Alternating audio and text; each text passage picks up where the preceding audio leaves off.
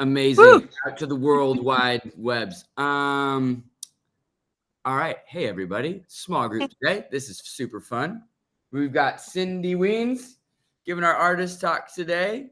Very excited. Yes. Cindy is a quilter based in Fresno. Been quilting for 30 years. 30 years. I know. I'm old. Oh, that's amazing.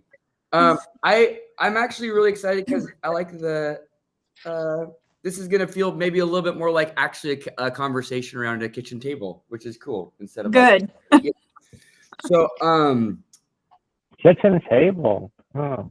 You know, sure, you can call it whatever you want.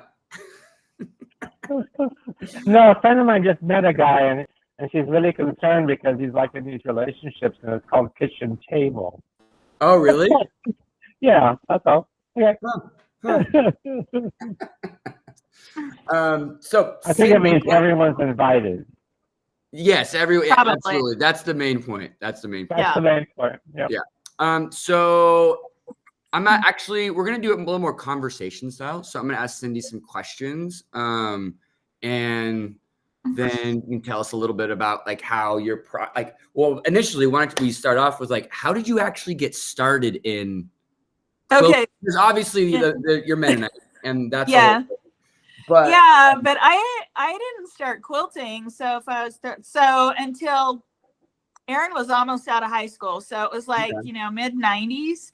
Yep. Because by then, so I've always done like creative, crafty things. And so I would go through it was interesting when Jade 2 weeks ago talked about she does quilling. I had a quilling phase, not at her level, obviously, but I did have a quilling phase. And I don't know, I did crochet and needlepoint, cross stitch, like all of that stuff. Mm-hmm. And I'd be really obsessed about it for 2 or 3 years. And then I would just get really bored and I'd move on to something else.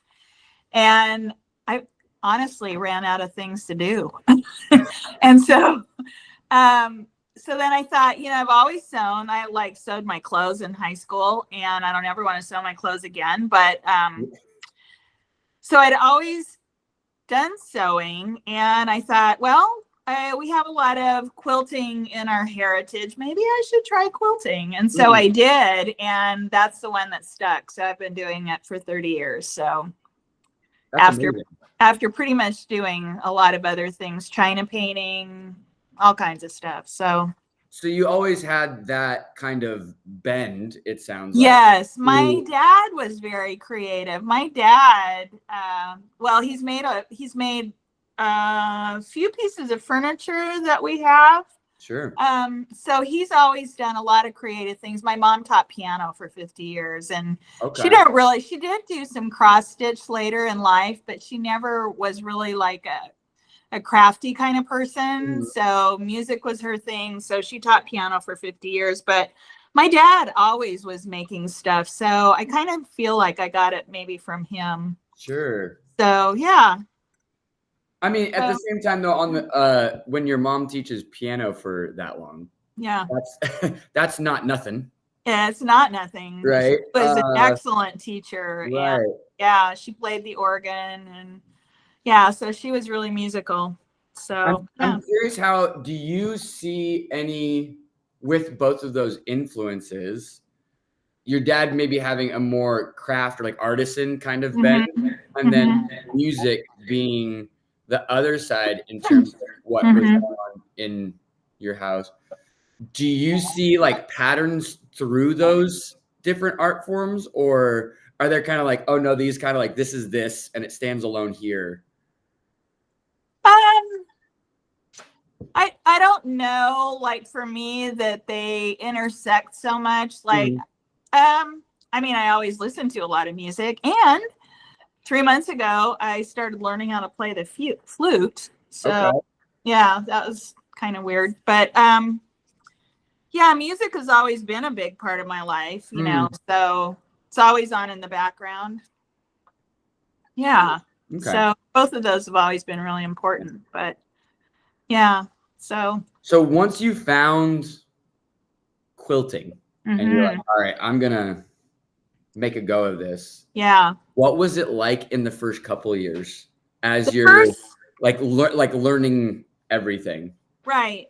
So the first couple years, I just made patterns that were commercially available Okay. and started collecting fabric as quilters do. So I have fabric in 3 different rooms in our house. Yep. So we're going to be downsizing probably in the next year. So that should be interesting. So I'm feverishly sewing and trying to get it down, but I mostly just followed other people's patterns. And then probably about 2008-ish, I'm going to say, I was at a Mexican restaurant with one of my with a group of friends, and I looked down at the floor. It was just linoleum, but it was a really great design. And I thought that totally needs to be a quilt. So I sketched it out like on a napkin, and I came home and I figured it out how to make it. Yeah. And I couldn't find the picture of the linoleum. I know I have it someplace, Okay.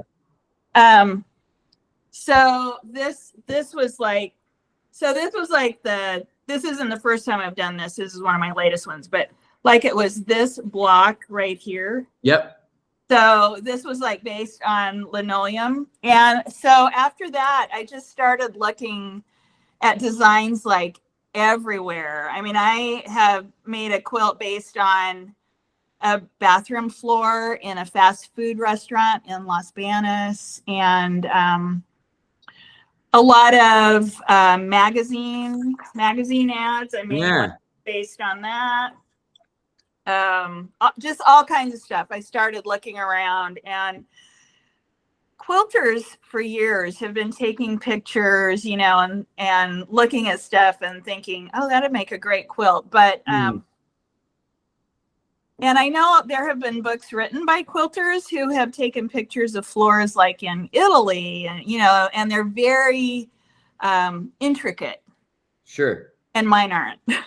Yeah. These are actually really doable. So can everybody see the one that's on here right now?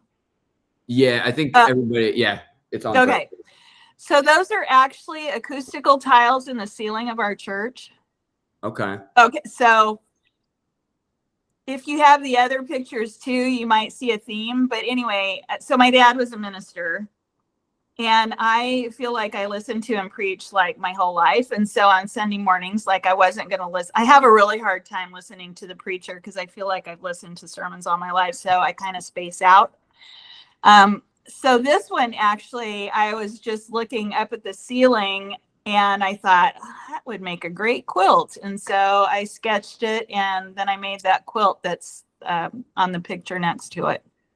So those are just like the acoustical tiles in the ceiling at church. So I have a question about this. So obviously you have kind of like the left side of this. It's very like value oriented. Right. Yeah. And so distinctly value oriented. Other than that, it's just squares and rectangles. Right. Yeah.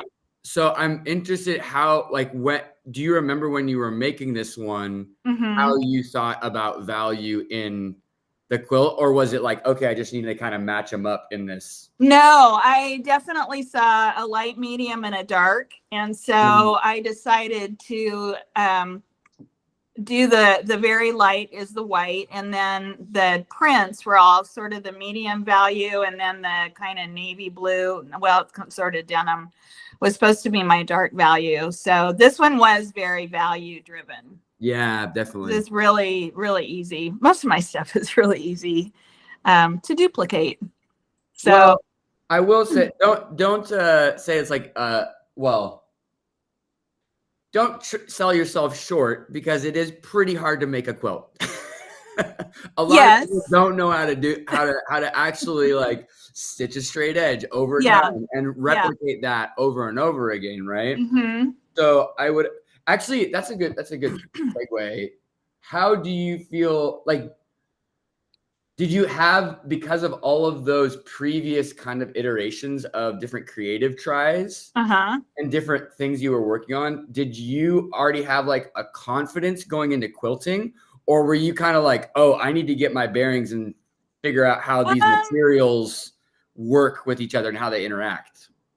I think the first few years I was working at finding my voice. Sure. And so lots of times I would make quilts just like from one designer's, like most designers, when they come out with a line of fabric, there'll be like 40 different prints in a line, and they all kind of work together. And so that kind of makes it easy or easier. Knowing if you're working with somebody's line of fabric and then somebody's pattern, to sort of confidently think that those fabrics are going to work together. Sure. Right. So then once I started doing this, I was kind of on my own. Yeah. And I think it was at this point, I kind of decided I wanted to start working with solids. Okay. Instead of a lot of prints. And so a lot of my stuff that I have designed has been predominantly out of solids, because I think then you're working, you don't get distracted by the prints. And you just work with color. Right. Which is really interesting. So that's kind of what I've segued into, is more working with solids. Right. And what would you say your particular, because you mentioned finding kind of your voice, and then it also sounds like there was maybe a parallel track of like, once you start designing, that also is a version of maybe finding voice too, right? Yeah, There's a I particular think color so. palette maybe that you're drawn to. Is there, how would you describe that style or voice? Or like, what are you drawn to, I guess, in like your color relationships? I would probably call myself, everybody talks about, early in the 2000s, that started the Modern Quilt Guild. And so then it was all like modern quilting, because a bunch of quilters decided they didn't want to be traditional quilters, and they didn't want to just do these old traditional blocks with these little, chintzy prints and everything. And they wanted to be modern quilters. And a lot of it is improv. Sure. And that is not me. Okay. That improv hurts my brain. I think I'm just too symmetrical, kind of. I like order.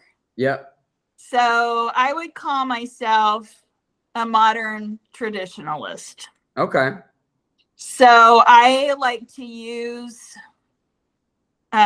quilt designs that kind of skew toward traditional.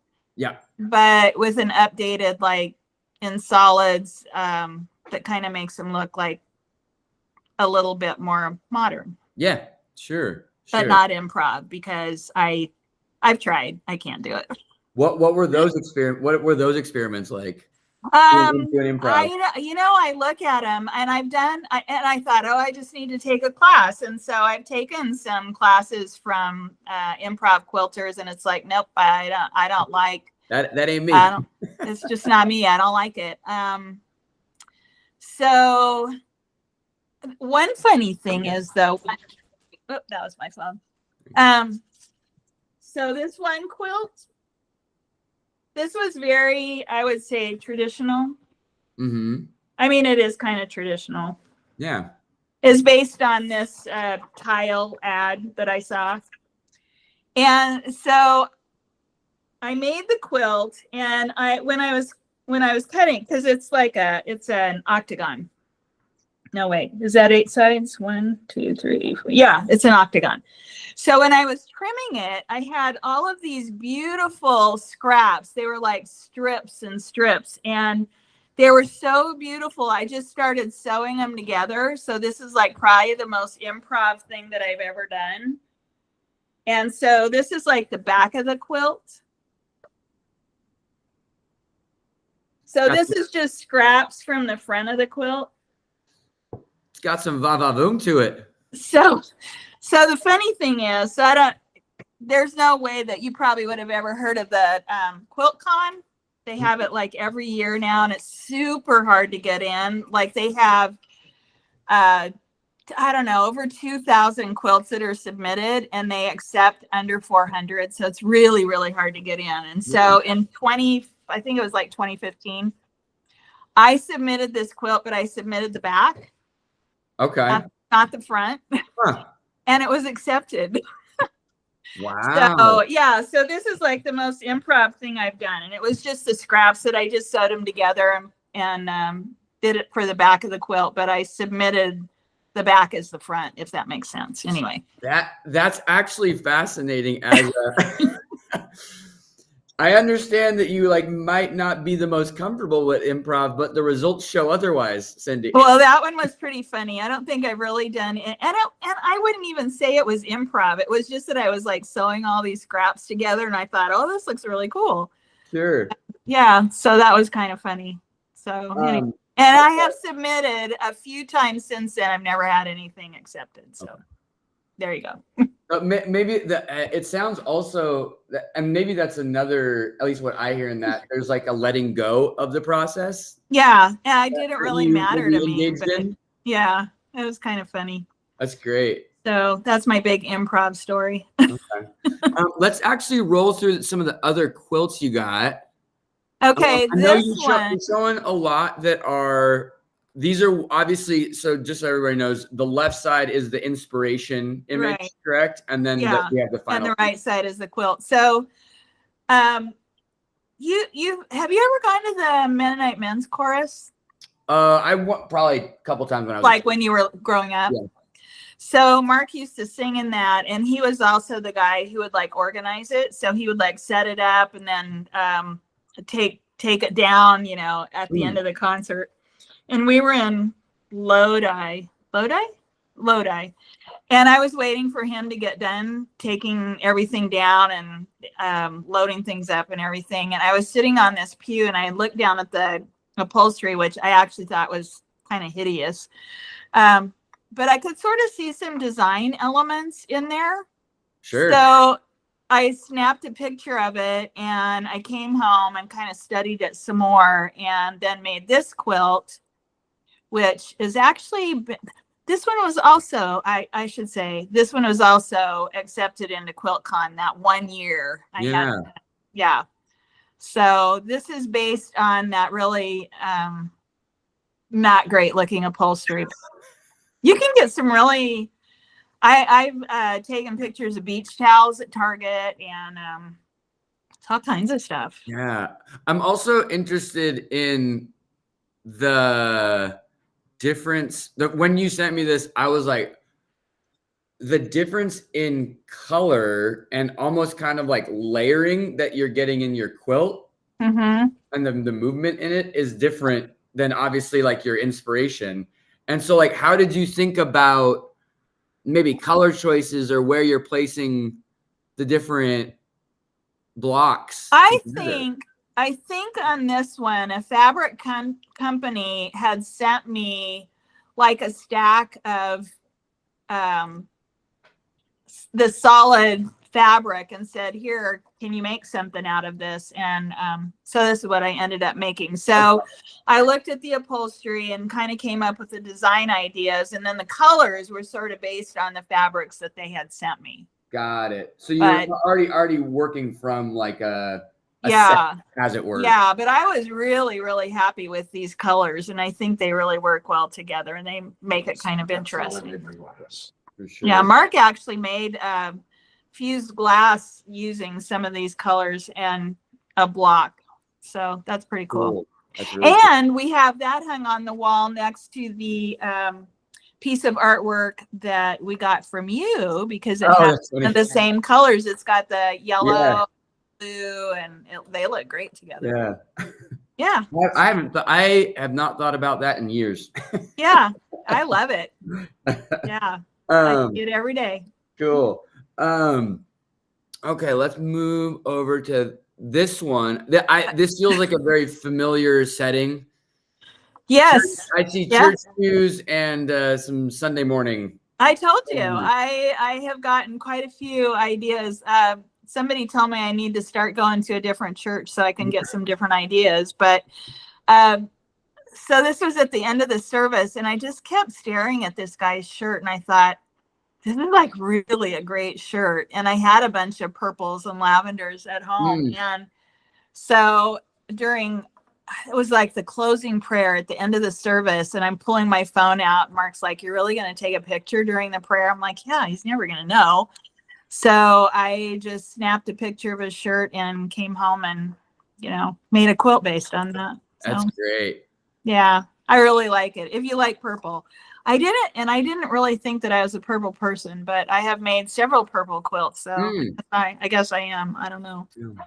But yeah, that was a fun one. And then I try and photograph them in places where I think they'll look good. And there is this jacaranda. Is that how you say that tree? Yeah. With the purple flowers. Yeah. That is really close to Aaron and Chris's house. And I thought, and it was just when it was starting to shed all the flowers. And I thought, oh, this is a perfect place to photograph it. So I'm happy with that one. Yeah, that was fun. And then let's our final, which is very relevant for my life right now, because G and I just visited Grand Prismatic in Yellowstone. Yeah. This one uses all different kinds of substrates. Yeah. So I have some Dupioni silk. I've got a whole bunch of different things to kind of give more depth because it is all solids. And so having fabrics that have like maybe a rougher weave and like the silk that's like shiny. I found some linen that has like a kind of a pearlescent coating on one side. So I use some of that. So it looks solid, but actually if you see it in person, there's a lot of depth because I have like a lot of different fabrics in there. So that one was fun. So this one's also the question I had when I was looking at this, when you're actually doing the quilting component of your process, are you those designs, are you like pretty particular about kind of the imagery that you're placing in the actual quilting? So I don't do my own quilting. Okay. So I'll say that. Most of my quilts, so I quilt by check, and most of my quilting is what's called edge to edge, where they put it on the big long arm and it's like computerized and it just goes back and forth. Every once in a while, I'll do a quilt that needs custom quilting. And so I have a custom quilter down in Dinuba. Okay. And like this one right here was custom quilted. So, and this one, the Yellowstone quilt, was definitely custom quilted. Yeah. And I gave her an idea. Like I had used this really, really pale peach that went all the way around the Grand Prismatic part of it. And then I think also around, I have it here. She did kind of a pebbly quilting. Okay. So the pale peach was supposed to be the outside part of the Grand Prismatic. Right. It kind of fades out. And then in between, the other ones were supposed to be like Morning Glory Pond and everything. And then some of them were different shades of white, and those are supposed to be the bubbling mud pots. Yep. And then in between all of those, I had her do kind of this pebbly quilting, because you know how they have all of the walkways there? Totally. So it was supposed to like sort of simulate the walkways that go around everything. So I had, for that one, I had a definite idea of what I wanted it to portray, you know, like the bubbling mud pots and all that kind of stuff. So well, and that component to it, to me, at least in the quilting, the detail of that is so actually important, right? Yes. To reinforce the central idea of whatever the quilt is. Most of the quilts that I make don't really require that, but everyone, like this one was all hand sewn together. Like every piece in this quilt was sewn together by hand. Wow. Not on machine. And same with this one. The the border, the center was done on machine, but like all of these blocks were all sewn together by hand. Wow. So when you put that much time into it, it's like, you know, I just don't want something that's going back and forth. Right. So the person that I use down in Dinuba, she's won awards. She's like, okay. If you can find a quilter, like I know it used to be, everybody thought that quilts had to be quilted by hand, but if you find a quilt, some of the people who quilt by machine are like artists for sure. Definitely artists for sure, because they're guiding it by hand. Right. And it's a real art form. So yeah. What's great. But most of mine don't require that. Does anybody have any questions for, oh, y'all gonna have to unmute. Cindy, I was just curious, when you are in the process, what are the moments that you find yourself frustrated with quilt making, and what's frustrating you about those moments? I don't feel like I get, it's more therapy for me. I don't feel like I get frustrated that often. Every once in a while, I'll put something together and it's like, nope, that did not work. And then you just rip it apart and wait for, you know, something, another idea to happen. But I don't feel like, I feel like mostly it's like just really good therapy for me. But it's true that every once in a while, if you've talked to very many quilters, they will say that quilts talk to you, and they definitely do during the process. Like I remember, like the quilt with the yellow background that you had put online. Oh, sure, yeah. So I kept wanting to use this stripy. It's like, I want to do a stripy border, a little skinny stripy border. And I kept trying to put it there. And the quilt kept saying, no, I am not ready for that, you know? And so they do kind of talk to you. Like I remember sewing it on and I'm like, that looks terrible. But then it got to a point where I added more elements, and finally it said, okay, now try it now. Maybe it'll work now. And it did. So those are probably the most frustrating times. It's like when you have an idea that you think is going to work and you try it and it looks terrible, and then you kind of don't know where to go next. And you just have to take it apart and put some more thought into it. So yeah, but most of the time it's just very therapeutic. Do you get like, yeah, go ahead, Rod. No, when I saw the quilt that was posted for this talk, I found it interesting because, yeah, well, you have the one that's behind you now, I think, but you have the, you know, Texas Star or whatever it's called. Like, you know, a lot of the Mennonite things and Amish things.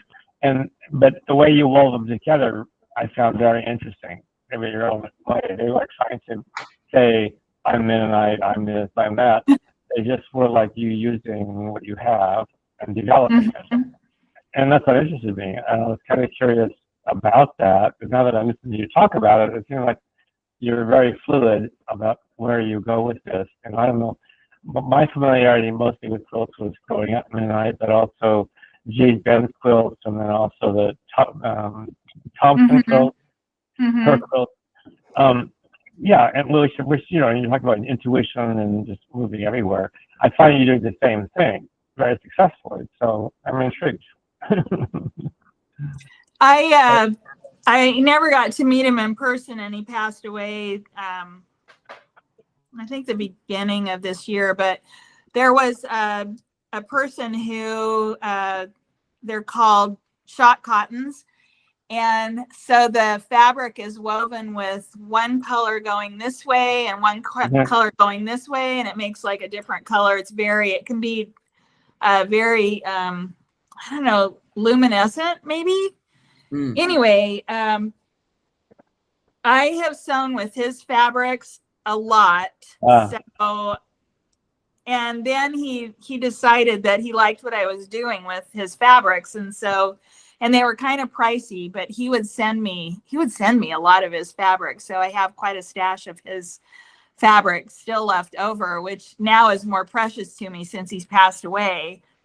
But it used to be woven, like hand woven, and then he did start doing it by machine, but it's really gorgeous fabric. So I always say if I could only quilt with one fabric the rest of my life, that would be it, because it's really beautiful. I'm curious about your relationship to crafts, fine arts, or doing your thing, doing your own thing. Like, do you have an audience specifically that you aim at? And you've been successful several times being accepted into shows by what appears to be a highly curated international show. What's your interest in art? I think I've just always been interested in handcrafting things and working with color. So I like the medium of fabric because it's very tactile. Okay. Yep. So I just really like working with fabric, and the colors are. Do you spend much time like looking at other types of art, like sculptures, paintings, I fabric, do. weavers, and all this? Yeah, that's what I thought you do. Yeah. I was just curious about how you see yourself as an artist in a between especially with art. I don't know if I actually consider myself an artist. I don't know. That's a good question. So I'm just curious, because I think it's important you stay what you're doing. I think it's important for me to say to you that you keep what you're doing. Mine was a different route, but I think that you seem to have an instinct about what you're doing. It's very true, and you should follow it. Now I'm just trying to, then I don't know what to do with the quilts. I mean, we periodically count up the quilts in the house. And the last time I counted, I had 103. So, yeah. And then you're what do I do with them now? Yeah. I don't want to sell them. In San Jose, near Santa Cruz, who started, she left hand quilting because she felt that she couldn't do it fast enough. So she used the machine for all of her quilts. And I love her quilts. They were just fantastic. They were all these amazing color paintings, painting them, saying, listen to me. But that's all. And I thought they were fantastic. I was ready to go. So she kind of followed because she couldn't make them fast enough. She used the machine. She liked the color the most.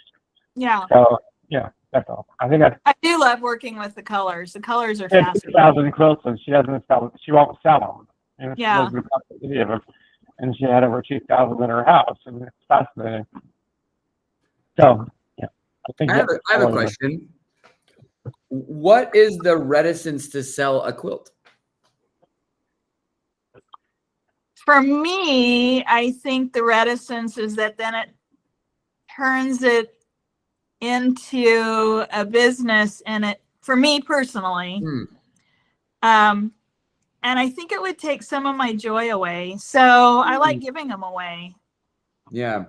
Yeah. Well, so that's kind of where I am right now. Isn't that like a pretty strong kind of, not I guess practice, but like a norm in the quilt world where you do give quilts away more than? Yeah, I think so. Yeah.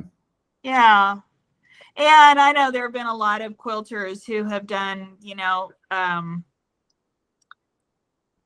what is the value of a quilt? Like, by the time you buy the fabric and put in the time and have it quilted or quilt it yourself and everything, like not very many people would spend the money on what it's like actually worth. Right. Because, I mean, honestly, we live in a Costco society. It's like, why would I spend $1,000 on a quilt that you made when I can go buy a whole pillow shams and everything for my bed for $100 at Target, So we're kind of in a way competing against that whole thing. I think a lot of I don't think so. I think there's no I don't comparison. think so. I just don't Well, think there's not. If you're a quilter, there isn't. Oh, no. I think if you're in any way affected by and feeling art, there's no comparison.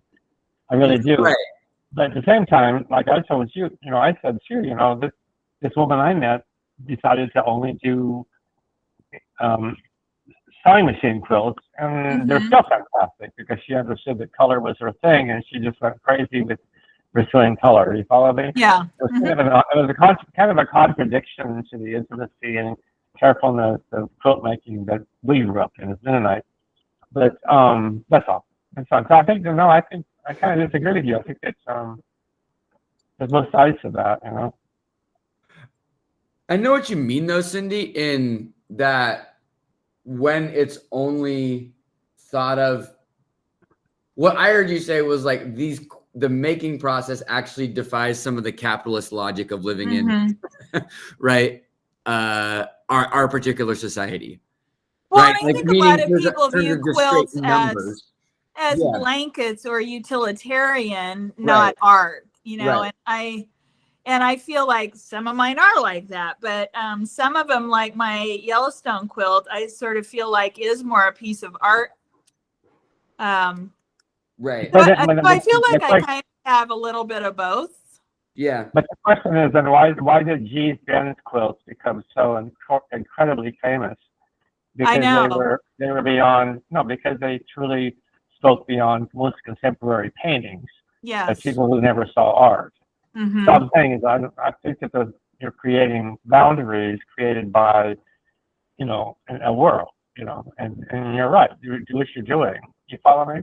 But the G's Ben's quilts are extraordinary. They are.